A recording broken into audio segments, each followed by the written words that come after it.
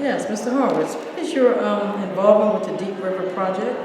I am the executive director of PostClassical Ensemble, and this is a typical concert for us in that it tells a story, and it's also multimedia. So there will be film, photographs, a host, an actor, and the story we're telling is about a man named Harry Burleigh.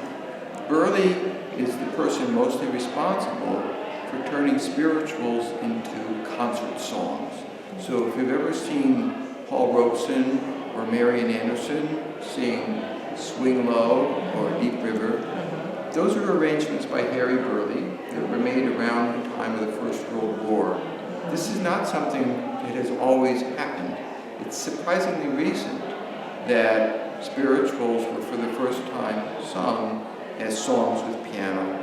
We take it for granted as if it's a practice that's existed forever. Right. But really, it was Harry Burleigh who introduced this idea that in a concert recital, where you might sing songs by Brahms or Beethoven, you might also sing Swing Low, Sweet Chariot or Deep River, and he made those arrangements, which are sung to this day.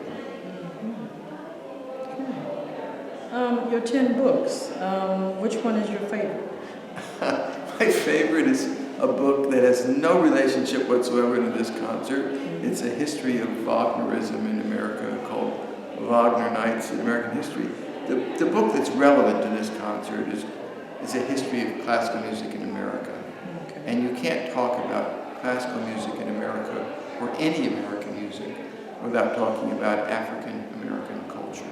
There would be no American music if it were not for African Americans and their profound influence on the musical language that we now identify as American.